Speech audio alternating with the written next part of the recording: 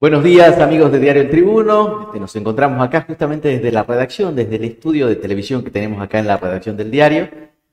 La semana terminó un poco compleja en el plano económico. Obviamente esto arrancó con una crisis política, si se quiere decir. El Banco Central terminó la semana en los últimos 3 días vendiendo poco más de 1.100 millones de dólares. Riesgo país por encima de los 1.500 puntos, o sea, riesgo para invertir en el país. El dólar llegando a ese límite de banda que se había puesto el gobierno de 1.500. Y un presidente, Javier Milei, termina la semana diciendo esta coyuntura que tenemos viene del pánico político, ¿sí? Pero obviamente ese pánico político arrastra a todos los sectores. Tenemos acá para charlar en este sábado ensoleado al ministro de Economía y Servicios Públicos de la provincia, Roberto de Villayur. Roberto, ¿cómo estás? ¿Qué tal? Buen día. Gracias por la invitación. No, gracias a usted por venir.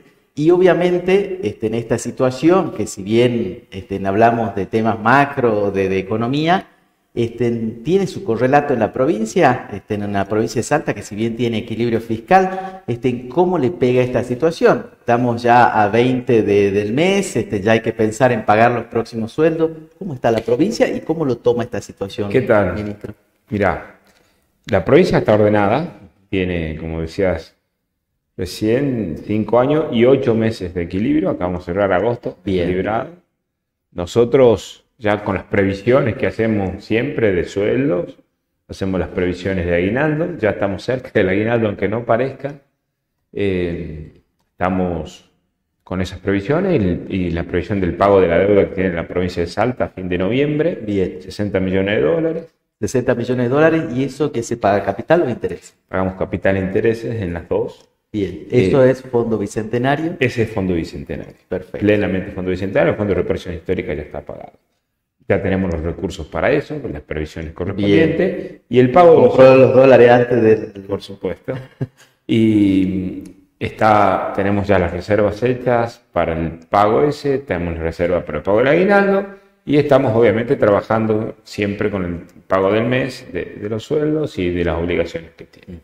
Como me decís, la provincia sigue ordenada, nosotros con mucha prudencia, tomando decisiones de distinto tamaño, algunas muy estratégicas como la autopista, que estamos continuando, otras que hacemos con financiamiento internacional, como el Fonplata, sí, que encara el San Bernardo, y con el Fonplata estamos por encarar la Ruta Colón, que es la Ruta 24, tramo de la 51, el Paz de Quijano, todo agua y saneamiento para la Puna, y ese tipo de cuestiones. Por lo tanto, nosotros hicimos 2.500 obras y estamos haciendo obras con un trabajo muy coordinado con infraestructura como corresponde y sí, con los municipios como corresponde, para que tengamos obra en todos los lugares. Esa es un poco la coyuntura salteña, de mucho orden y con mucha precaución, porque lo que viene ahora y está viniendo, ya estamos en un estancamiento económico. La pregunta es si esto se transforma en recesión. Técnicamente es cuando tenés más de 2 trimestres de caída en la actividad, nosotros le denominamos recesión.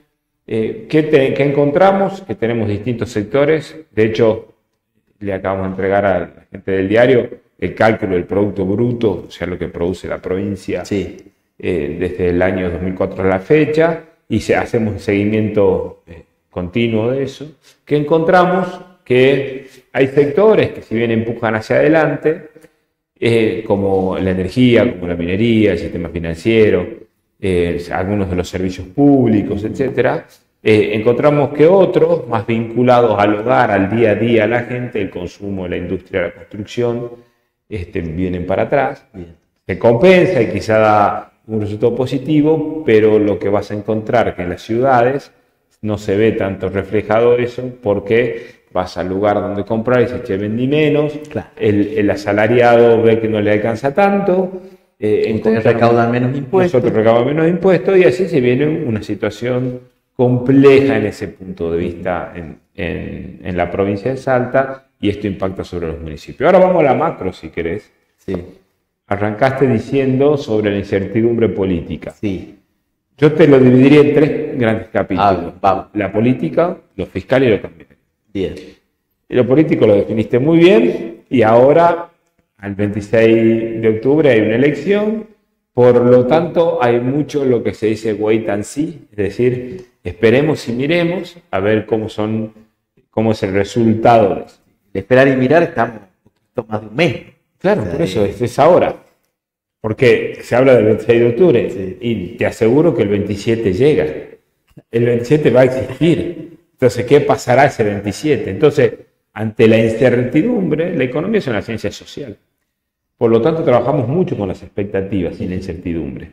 Entonces, ¿qué esperamos hacia adelante? Si vos tenés incertidumbre, retrasás inversiones, retrasás decisiones, retrasás consumo. Espero, me quedo expectante. Exacto. Y el wait and see tiene que ver con eso. Bien. Es decir, enfría. Eso es lo que está pasando hoy con una gran cantidad de decisiones. Ahora, eso es desde lo político. Pero, ¿cuál era el plan para llegar a la elección del gobierno? Piso el tipo de cambio. Exacto. Ese piso del tipo de cambio, había advertencias de muchos, che, está atrasado, o hay otras cosas adelantadas, como quieras ponerlo, pero este tipo de cambio hacía que la relación entre dólares que se iban y dólares que venían, había un desfasaje. O sea, se iban más de los que venían, se iban más por turismo, se iban más por compras al exterior, se iban más. Mientras tanto, sufría la industria local, el comercio local. Esto es una decisión de qué preferís hacer. Sí. Modelo. El modelo, porque en la economía se llama eso trade-off. Hay una relación siempre entre una decisión y otra, hay ganadores y perdedores en toda decisión. El que viajó al exterior barato está contento, el que compró un producto afuera está contento, y el que sentía que con sus pesos compraba más dólares estaba contento. Ese era el consumidor, digamos, en este caso, ¿no? Y el consumidor que lo podía aprovechar. Sí. Después, el que vendía cosas locales no estaba contento, el industrial no estaba contento, el exportador no estaba contento. Entonces, ahí había ganadores y perdedores de decisión, punto. Pero ¿para qué sostenía el tipo de cambio? Lo dijimos que, lo mantenían ahí. Porque si sostenía el tipo de cambio, la inflación también podía anclarse, eso se llama ancla, es decir, tirarlo para que no vaya para adelante. 1,5, 2 puntos mensuales. Correcto. Entonces, si vos sabés que en Argentina soltás el tipo de cambio, lo que se conoce como devaluar, se va para arriba, sí. La inflación también, pues se llama pass-through, ese pase entre una cosa. Impacta en los precios. Impacta en los precios, perfecto. Entonces, no querían que eso suceda, porque si llegabas a las elecciones con tipo de cambio e inflación baja, tenías más chance de que te vaya mejor. Exacto. Si te va mejor, estoy hablando desde la estrategia del gobierno nacional, ¿no? Si te va mejor ahí, tenés más voces en el Congreso. Si tenés más voces en el Congreso, tenés posibilidad de hacer algunas reformas, llámese previsional, llámese fiscal, laboral, etcétera. Te podrías encararla mejor. Aunque no tengas mayoría, pero con la estrategia del veto y el no veto, etcétera, tenías más voces. Sí. Esa era la estrategia en ese momento. Y después de eso bajaba el riesgo país, porque se veía que ibas a hacer poder la reforma. El bonista decía, me va a poder pagar. Por lo tanto, baja el riesgo país, y si baja el riesgo país de 600 a 400, ¿qué es 400 el riesgo país? 4% más.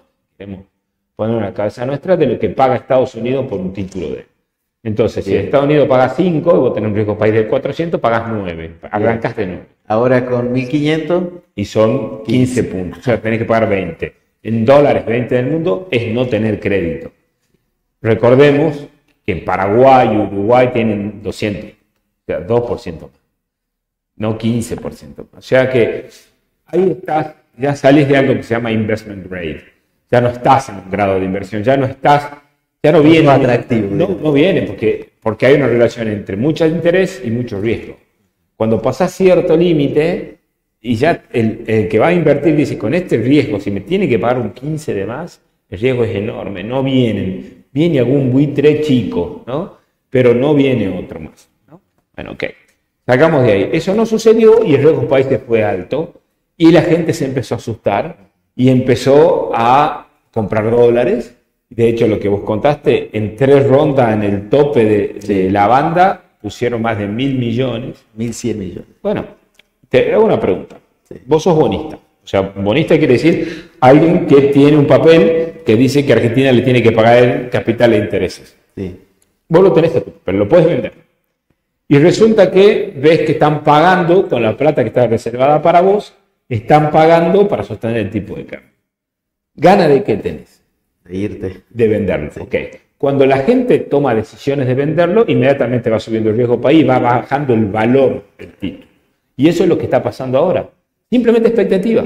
Dice, expectativa de que compra el dólar y expectativa tuya que ve que están pagando dólares y están sosteniendo las ruedas en el tope. Esa situación hace que el riesgo país suba. Entonces, el plan original no está llegando. Y obviamente la pregunta es de dónde van a venir los dólares para sostener el pago de enero y el pago de junio. Sí. El año que viene, más los pagos que se hacen durante todo el periodo de acá hasta ahí. Se habla de que están gestionando un crédito con el Tesoro norteamericano. Tal cual. Entonces, para hacérselo sencillo a la audiencia, vos tenés, el dólar es como un bien más, ¿cierto? Entonces vos tenés que tener oferta y demanda. Cuando hay mucha oferta, el precio tiende a bajar. Cuando hay mucha demanda, el precio tiene que subir. ¿Quiénes demandamos los dólares? Las personas que compran el dólar todo el tiempo, el importador, el inversor en economía real, o sea, un empresario, todo eso demandan dólares. ¿Y quiénes ofertan dólares? Básicamente el exportador, básicamente el que le presta a la Argentina, que para eso necesita el riesgo país, que ese no existe. El Fondo Monetario, cuando no tenés quien le preste, que el Fondo Monetario ya está a tope. Y aparecería un último que muy pocas veces se utilizó, el Tesoro de Estados Unidos. Es un país a un país. Normalmente se utiliza para cuestiones de guerra o situaciones de emergencia. De mucha emergencia. Pero bueno, hay alguna expectativa de que eso suceda. Pero eso te soluciona el momento, pero no te soluciona el futuro. Claro. Porque si te da, o sea, apareció el blanqueo, buenísimo, apareció una buena cosecha, buenísimo, apareció el Fondo Monetario, buenísimo. Te quemaste todo. Todo eso aumentó la oferta, claro. Aumentó la oferta y el dólar estaba tranquilo porque con eso había oferta. Entonces se fue acabando. Entonces, al irse acabando todo eso, y ahora la demanda lo ve y corre a comprárselo. El bonista lo ve y dice, que me saco el papel. Y eso es lo que está sucediendo. Eso desde el punto de vista cambiario y del punto de vista de riesgo país. Ahora, vamos al capítulo de la parte fiscal. Sí. En la parte fiscal, es verdad, el equilibrio primario existe. ¿Qué es el equilibrio primario? Es los ingresos que uno debería tener por impuestos menos los gastos que uno tiene operativos. Sí. Eso te da positivo. La pregunta que sigue, hay un gasto que se llama intereses. Supongamos servicios, le dicen. Los intereses de la deuda. Supongamos que vos tengas tarjeta de crédito. ¿Y cuánto le debes a la tarjeta? 100.000 pesos. Le debes 100.000 pesos. Más los intereses que te pone. Pero si yo compré remeras por 100.000 y acá me llega 108.000, claro, tenés 8.000 de intereses. Esos 8.000 de intereses que le está pasando al gobierno no lo está contando. ¿Por qué no lo está contando? Porque lo está capitalizando, es decir, estos 108.000 los vuelve a colocar. ¿Me explico? No los paga. Al no pagarlos no lo pone en la cuenta. Y al no poner en la cuenta le da superávit. Escucharás a algún economista que te dice, pero no está colocando los intereses de la deuda para calcular el superávit. Bueno, eso es una discusión, esta es técnica, porque te dice, no, pero si yo lo estoy capitalizando no lo debería colocar, y otro te dice, sí lo deberías colocar porque lo estás generando. Es de acuerdo al criterio, me voy a poner muy técnico, si es desde el devengado o del presidio. Devengado está, ha sucedido lo que está, como lo capitalizaste, lo volviste a hacer. Punto. La cuestión es que eso sí le está dando positivo al gobierno sin los intereses, ¿no? Hago esa salvedad. Bueno, perfecto. Pero esa deuda que va generando se empieza a hacer grande y se empieza a transformar en deuda de corto plazo. No sé si me estoy yendo muy técnico, pero se llaman letras. Escuchaste hablar de las LEBAC, sí, que son las letras del Banco Central, de las LELIC, que eran las letras de liquidación, sí, de las LETI, de las letras de tesorería. Han ido mutando de nombre. ¿Qué es una letra? Es un pedido de plata a corto plazo. Se utiliza a 30 días, 60 días, ¿no? Desde dentro del periodo fiscal. Entonces, yo tengo un vencimiento de deuda y la vuelvo a colocar al mercado. Entonces, ¿qué quiere decir? O la pago o la renuevo. La persona... Entras en una bicicleta. Sí, el sistema financiero la utiliza y la utiliza mucho. Es una herramienta. Como toda herramienta, si la usas bien, funciona. Sí. Como toda herramienta, si te pasás, ya deja de funcionar, ¿no? Hay que saber utilizar la herramienta. ¿El entrenamiento es bueno? Sí, si lo sabes usar. Quiero hacer mi casa, ampliar mi capacidad de industria, quiero comprarme una máquina, lo que fuese, pido un crédito, voy para adelante. Digamos, ¿no? Ahora, pido un crédito y me lo consumo en fiesta y obviamente claro, te van a dar. Bueno, después hay que pagar la fiesta. después que pague la fiesta, tal cual, porque se utiliza esa frase muchas veces. Estas letras, la que venció hace muy poquito, que fue muy conocido, y cuento ese caso para darle dimensión, que era 18 billones de pesos. Esos 18 billones de pesos, uy, qué cantidad de plata. ¿Sí? Y para que te imagines cuánto es eso, son 5 presupuestos de Salta completos. 5 años del presupuesto de Salta, lo que estaba en letras. Entonces el mercado, ¿qué es el mercado? Una gran cantidad de personas que tienen esas letras en la mano y viene el gobierno y dice, bueno, te las vuelvo a dar con los intereses capitalizados. Y el 61% dijo que sí. Pero quedó una parte importante que dijo que no. Entonces, de repente se quedó con 6 billones de pesos dando vuelta y dice, che, y esto no me lo acepta el mercado. Y había que salir a pagar 6 billones de pesos.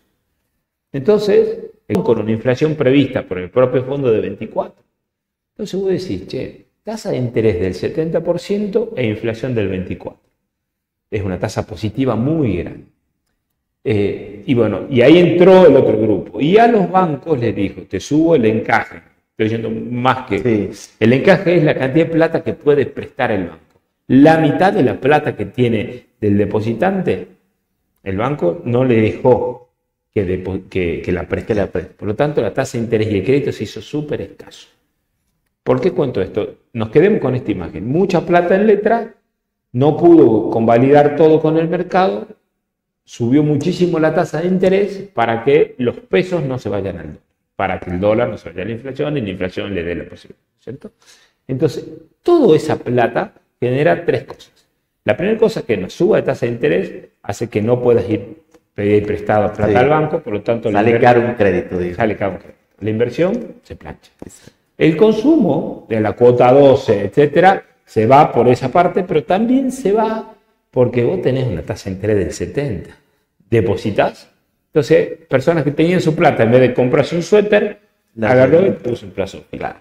Entonces, vamos con esa parte. Pero además generó más deuda fiscal.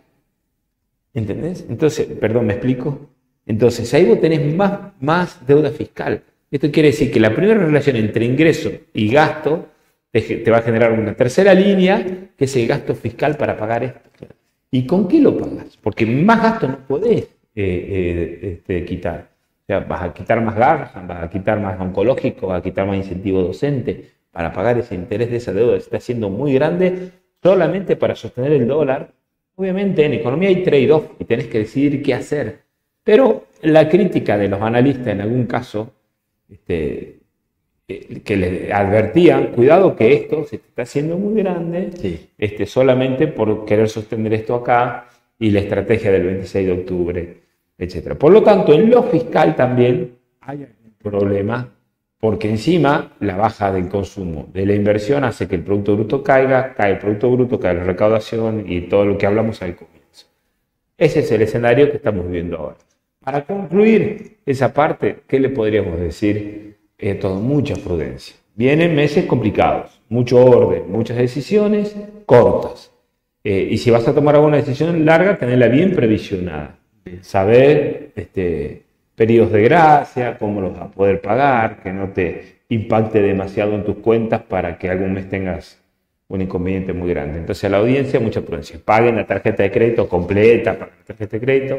No es momento para tomar deudas si no las tenés muy bien planificadas.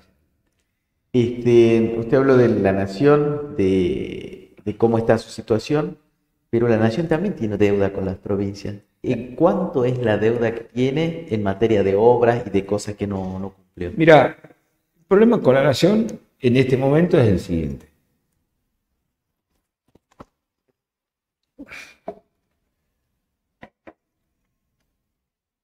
Hay algunas inversiones y algunas cuestiones que atendía el gobierno nacional. Tenemos un sistema federal, municipal, provincial y nacional, ¿no? Entonces había algunas cuestiones que tenían que ver con la parte educativa. Si querés te doy un ejemplo. El incentivo docente, que es el más conocido. Sí. Inversión en infraestructura escolar. Sí. El Instituto Nacional de Educación Tecnológica, que tiene mucha inversión en escuelas técnicas, en los centros de formación profesional. Formación docente. cuestiones de equipamiento, biblioteca y nuevas tecnologías a las escuelas y a las universidades, etc. Casi todo eso desapareció. En la parte de salud, los oncológicos, que son muy conocidos, los casos de oncológicos y una gran cantidad de vacunas, asistencia ante situaciones como el dengue y otras cuestiones más que tienen que ver con programas de salud, también gran parte desapareció. Obra pública, toda desapareció.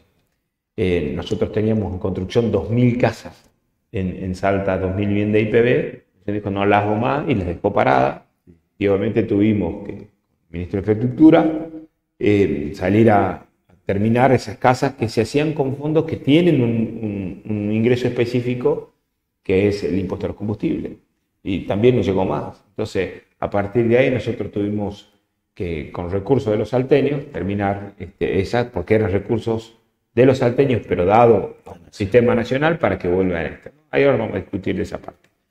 Entonces, cuando empezamos a sumar todo eso, 24 versus 23, dejaron de venir 240.000 millones de pesos de plata del año pasado. Y este año, con respecto al año pasado, ya no están. Digo, yo no puedo decir que ya el incentivo no está. Si querés que lo vuelva a contar de quién está, porque nosotros hicimos demanda a Nación, esta plata estaba en una ley, etcétera. Igual no importó y nosotros no queríamos que el poder adquisitivo de los trabajadores de la educación se perjudique por este incentivo, entonces estuvimos sosteniéndolo este tiempo hasta tanto se resuelve. Entonces vos me decís, si sumo esos dos son casi 500.000 millones. Es mucho, mucho dinero. Ahora, me vas a decir, bueno, pero Nación no tiene que encargarse de eso.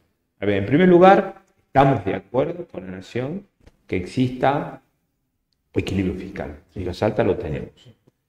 Ahora, esta decisión de qué recursos y de qué se hace cargo la Nación a la provincia está en la coparticipación federal de impuestos y está en un sistema federal que nosotros entendemos que ponemos recursos, además de lo que es coparticipable, que se llaman transferencias no automáticas. Y ahí le explico a la audiencia un poquito. Nosotros tenemos una gran cantidad de impuestos entre Nación, provincia y municipio. Si sumamos todos esos impuestos, Nación se queda con el 70% de todos esos impuestos. O sea, 7 de cada 10 pesos. De todo el sistema se lo queda Nación. El resto nos dividimos entre las provincias y los municipios, ¿no? Y cada uno de esos tiene funciones específicas. ¿De qué se va a encargar cada uno? Nación se tiene que encargar de la justicia, del ejército, de la frontera, etcétera, de las obras trascendentes, grandes, trenes, autopistas, puentes, etcétera, energía. Y concurrentemente con las provincias, educación y salud, una población sana y educada, por eso estaban los colegios nacionales, la Escuela Nacional de Técnica. Y se pasó a todas las provincias. Se pasó a todas las provincias. Bueno, hoy, para hacerlo corto y terminarlo, existen cuestiones donde Nación, a pesar de tener el 70% de los recursos, se corrió y nos dejó a las provincias y a los municipios que no nos cargan. Esto viene a la pregunta de que nosotros buscamos cumplir con el artículo 75 e inciso 2 de la Constitución, que dice: debe haber un régimen que genere grado equivalente de desarrollo, calidad de vida e igualdad de oportunidades en todo el territorio de la Nación Argentina. No solamente una competencia y una pelea entre provincias, sino que una concurrencia, como ha hecho la Unión Europea, con los 27 países, empezó un grupito de países, entre esos Francia y Alemania e Italia, que se bombardeaban entre ellos, y ahora tienen una unión que tiene 27 países, todos con mejor calidad de vida. Lo que hizo es no hacer competir a Múnich con Málaga, sino que integrarlo a Málaga para que aporte la claro.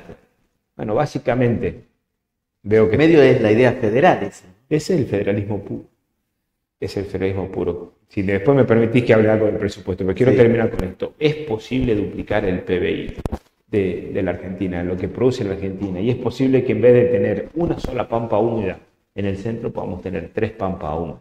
El equivalente a 3 pampas húmedas. Es decir, uno a la vuelta de Salta, corredor bioceánico, energía, minería, nuevos alimentos, economía del conocimiento, turismo, integrado con Chile, Paraguay, Brasil y Bolivia, y en Neuquén y la vuelta del sur con toda Vaca muerta y la energía y nuevos alimentos ahí. Entonces, un equivalente a 3 pampas húmedas. Tenemos que ir pensando en eso.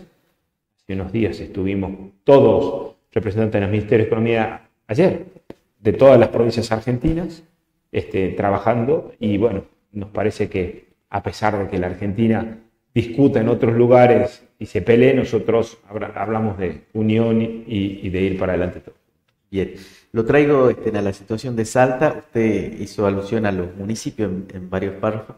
¿Cómo están los municipios? ¿Están llegando a pagar sueldos? ¿Le están pidiendo muchos anticipos de coparticipación a ustedes? ¿Cuál es la Mira, situación? trabajamos muy cerca de los municipios. Hace ya 2 años que logramos que todos los municipios presenten la cuenta general del ejercicio. Para la audiencia, la cuenta general del ejercicio es el presupuesto del año pasado, que le rinde cuenta. La rendición. Exacto. Entonces, estamos para eso trabajando permanentemente cerca para que tengan las previsiones correspondientes. Lo están sufriendo, como está sufriendo un hogar, Sí.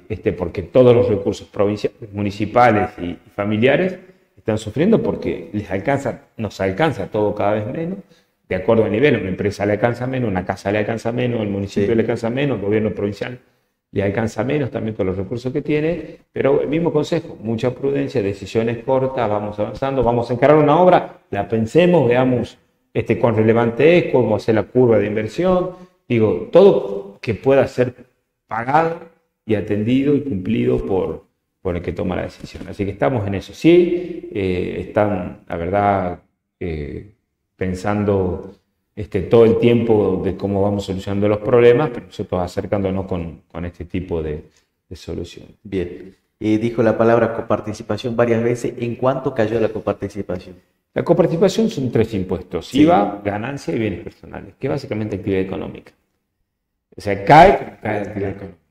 Entonces, si vos ves que el súper vende menos o no facturan, porque muchos comercios no facturan, entonces cuando vos encontrás sobre la informalidad laboral y la informalidad en la economía, cuando hay situaciones como esta, a veces cae un poco más, porque tratan de eludir o evadir Sí. los impuestos, y eso hace que también nos ponga más complicado. O sea, que estamos en la misma relación que cada actividad económica, a veces en 1, en 2, en 3%, que es un montón.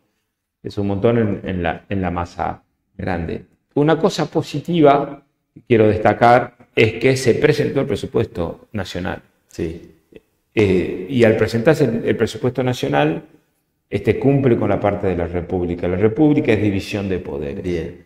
Entonces, que un Congreso pueda analizar el presupuesto por un representante del sistema representativo, que van a elegir el 26, que va al Congreso y dice, estoy de acuerdo con este gasto, quiero que esta plata se destine para esto, porque son los representantes de cada una de las provincias y de cada habitante de la provincia. El diputado representa al habitante, el senador representa a la provincia. Entonces, cuando el Congreso decide el presupuesto, porque es facultad del Congreso y es una orden al Poder Ejecutivo, le dice, usted tiene que hacer esto con estos recursos.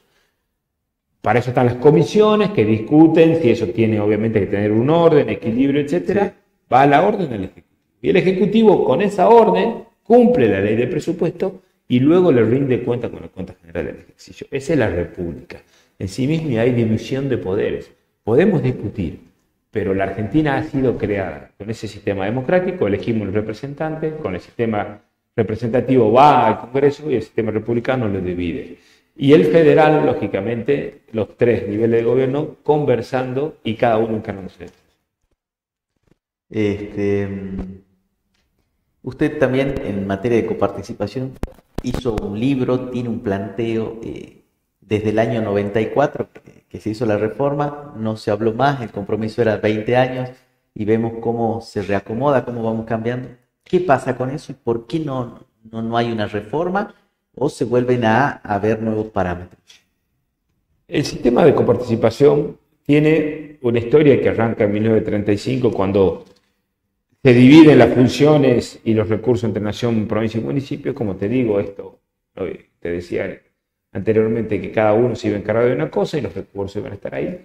En la Argentina se sucedieron diversas crisis económicas y esas diversas crisis económicas hacen que el gobierno nacional de todas las épocas avance sobre recursos, impuestos internos que eran solamente provinciales. Digo, el IVA es un impuesto interno y uno externo es la retención a las exportaciones. Claro. Entonces se metían con unos impuestos internos que eran de las provincias y empezaron a avanzar sobre eso e empezaron a delegar algunas funciones. En los 90, recordarán algunos docentes de las escuelas técnicas que dijeron que la N de las escuelas ENET ya pasaban a ser provinciales, ¿no?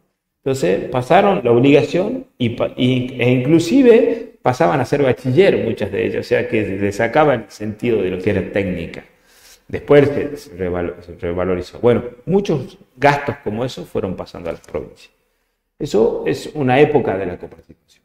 Pero me voy un poquito más atrás. 1988 no eran automáticas. Automáticas quiere decir que todo el tiempo llega la plata y te la transfieren. Llega la plata y te la transfieren. Los gobernadores tenían que ir a Buenos Aires a tocar la puerta. Y un presidente con buen criterio, Raúl Alfonsín, dijo lo siguiente: van a ser automáticas. A partir de ahora, ¿qué quiere decir automática? Recibo la plata y la transfiero. Perfecto. Ahora, ¿con qué porcentaje cada uno? Claro, dice con el que está. Pero vamos a reforma. Entonces, empezó con el que está. Y hoy la provincia de Salta, un habitante salteño recibe de coparticipación nacional mucho menos de lo que recibe un catamarqueño, un formoseño, un puntano. Entonces, ¿por qué? Y tiene las mismas funciones. Tiene que atender la educación, tiene que atender la salud, etc. Entonces, en el 94 se dice, bueno, hagamos un sistema que haga una división entre nación y provincia, se llama distribución primaria, y entre las provincias con criterios objetivos. Primer criterio objetivo es decir, población, pobreza, distancia al puerto, densidad, lo que vos quieras, NBI. ¿Ok? No se hizo, pero eso es lo que presentamos nosotros. Que sea solidario, es decir, vos querés que, por ejemplo, vos querés, viste que alteamos el dique El Limón en el norte para que tenga agua la gente de San Martín. ¿Estás de acuerdo con eso? Okay.